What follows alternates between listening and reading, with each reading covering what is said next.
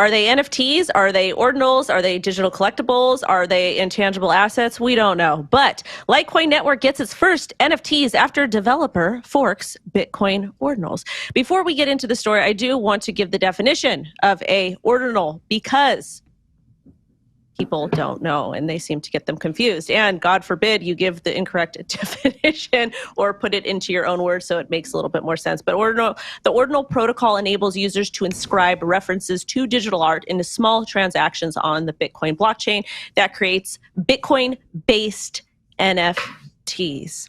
So the devs were forking to Bitcoin ordinals to give older POW networks like Litecoin their first set of NFTs. And this weekend at Bitcoin, a dev forked the code behind Bitcoin ordinals to the Litecoin blockchain.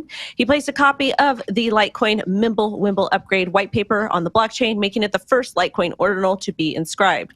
And also too, this actually might be a good way to have Bitcoin ordinals that are not on the Bitcoin blockchain, because I know that there's a lot of arguing about that. And this is why I'm going to directly toss it to Will, because you're a lot more tech savvy than I am. Plus, I feel like you're half maxi, but not half maxi, but a little bit with some spice in there. I'm not sure. So go ahead and take this away. Give us your thoughts on this. And don't come for me, anybody. Don't come for me. No, I'm coming for you right now. This is the classic Litecoin story. This is exactly what you expected to see. Litecoin takes an innovation from another chain, throws it on top of itself because it's all open source, and then makes a headline out of it. We've seen this time and time again. And you even included it in that little statement there, Wendy. They talked about Mimblewimble. Mimblewimble was developed for another chain. Litecoin took that, built on top of itself, and then made another headline about it. This is a chain that has been around for quite a while. It's a legacy blockchain, a legacy token, but it's only survived on the back of Bitcoin. It has only survived on the back of Bitcoin innovation, which tells you that not a lot is going on because Bitcoin has innovations every few years. So really, this is just a backwater story to me. The real story is Bitcoin ordinals, which continue to show interest from many people out there. And like you said, Wendy, a lot of people are upset if you get the taxonomy wrong, right? If you get the definitions wrong. People really care about Bitcoin ordinals and they have this competitiveness about it.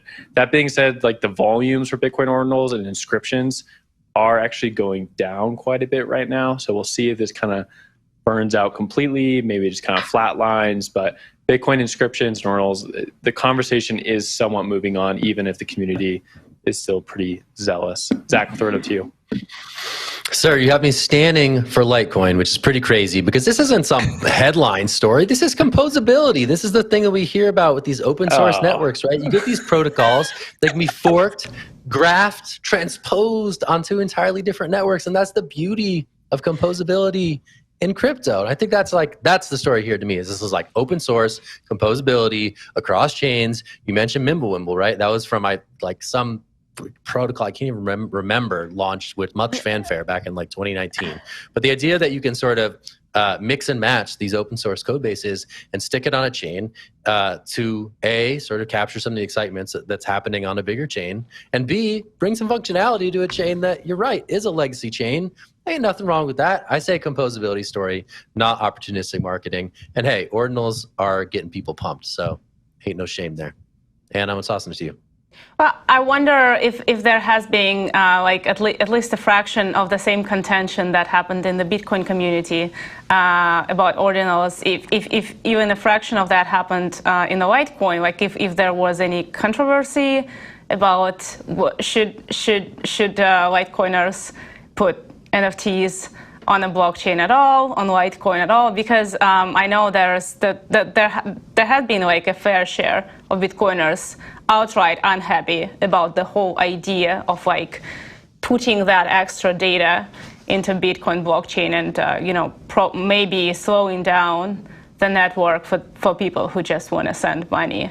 But I haven't heard about any fierce discussions about that on the Litecoin community. Am I wrong?